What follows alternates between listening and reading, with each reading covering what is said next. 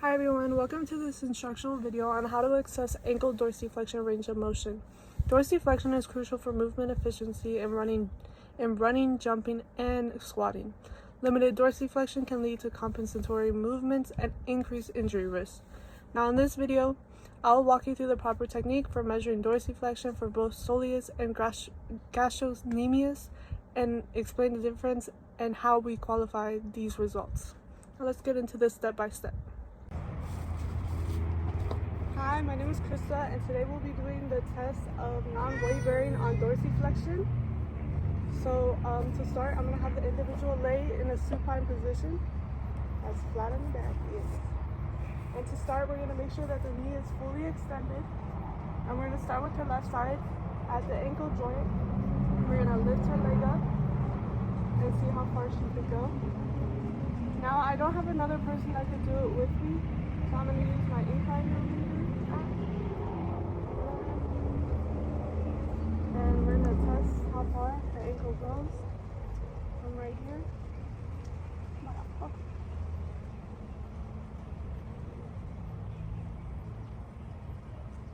So that's about 20 degrees. And now we'll go back down. And now she's going to flex her knee in a 90-degree ankle. And then we're going to perform it again. And you can see that she's kind of looser.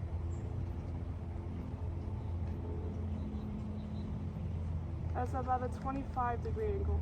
And that's her left side. So now to do it on the right side, again, fully extended. Check here, have the ankle go into dorsiflexion.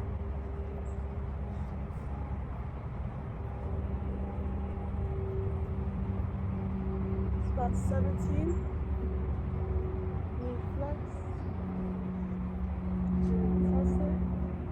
So I went a lot more.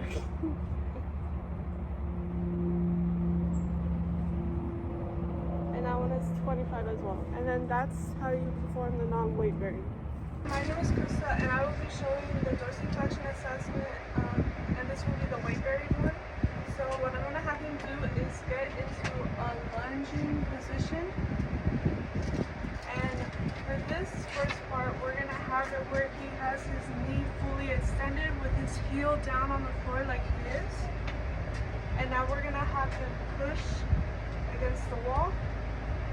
And with an inclinometer app, we're going to measure the angle. And from his bottom foot, we have it at 0.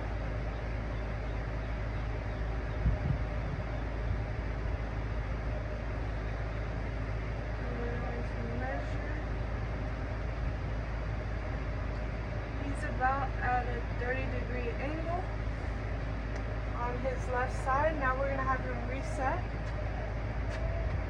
And we're going to have him step a little closer to the wall. And this time we're going to get him into a lunging position, but we're going to keep that back leg flexed. So his knee is going to be now bent. And this has to have the back leg at least 20 degrees, and now he's going to push against that wall, and we're going to measure. So it's about 33 degrees on his left side. So now we're going to do the contralateral side.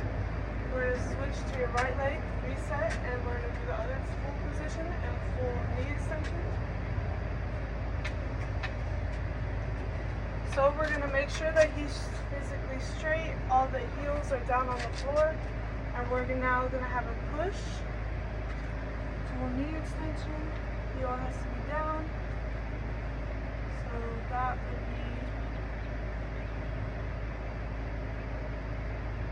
about 32 degrees, and then we're going to reset him again. Now he's going to step closer to the wall. He's going to go back into that lunging position. Lunge position a little bit. Bring this leg a little bit. And then bend your knee. We're going to make sure this is at least 20 degrees. And now we're going to test his dorsiflexion here with his heel down. 0. that's about 36 degrees. And we would also do three trials in total to measure the asymmetry index. And that's how you do the weight bearing. So when it comes to the conclusion, the first person that I assessed was Malaya. So for the non-weight bearing, for the left side, she did increase for one of the trials. We did 3 trials. I did these off camera. And then for her right side, she did increase a little bit as we went. So the normative values that we received from the article was for the gastrocnemius was 10 to 20 degrees, and then for the soleus it was 35 to 40. So after we did the asymmetry index, I received 19% for her left. I mean, not for her left, but for the gastrocnemius, and then 3.85 for her soleus. This meaning that with the 19% higher than 10%, this means that there is a significant asymmetry between both of her legs, and this could cause injury risk. I did notice a few things when performing the assessment.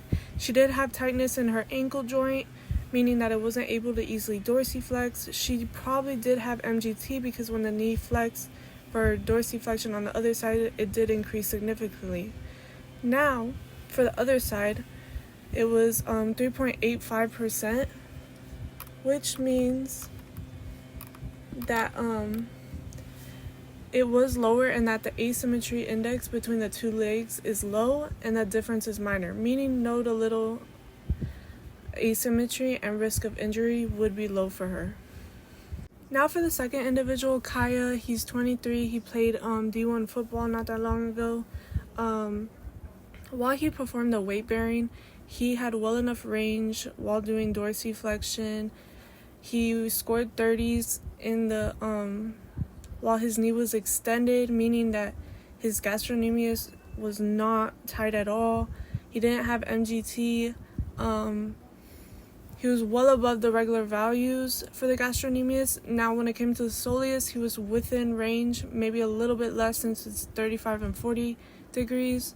But when it came down to asymmetry index in between the two, for the knee extended, he reached a percentage of 9.09, and for the knee flexed, it was 8.33. This meaning for the 9.09 and the 8.33 is that it's less than 10%, meaning that there's no significant imbalance and low risk of injury. Now, I did notice that when we performed the knee flex, his degrees did go up from when he was extending, meaning that his gastrocnemius while his knee was extended could have been a little bit tight, but the degrees were not too far enough in between the tests for me to say that it was fully just the MGT that was tight, but they all were within range. So to conclude this video, ankle dorsiflexion is essential for efficient movement in life or in sports, as you could see, for running, jumping, and squatting. Assessing flexibility helps identify restrictions for muscle tightness, joint stiffness, or past injuries that could impact performance and increase injury risk. In this one, we saw that what could affect the gastrocnemius and what could affect the soleus. So we also saw that if asymmetry exceeds 10%, targeted mobility work, stretching, and joint mobilizations could help restore balance. Improving dorsiflexion enhances stability, power, and overall movement quality. We also got to see the difference in between somebody that is within what you would consider the normal range rather than someone that actually played sports. And the flexibility in between the two was a nice thing to see because we saw that one had way more flexibility in their ankle joints rather than someone that doesn't do sports all the time. And it was just nice to see. But I would like to say thanks for watching, and you can view some more flexibility assessments on my page. Thank you.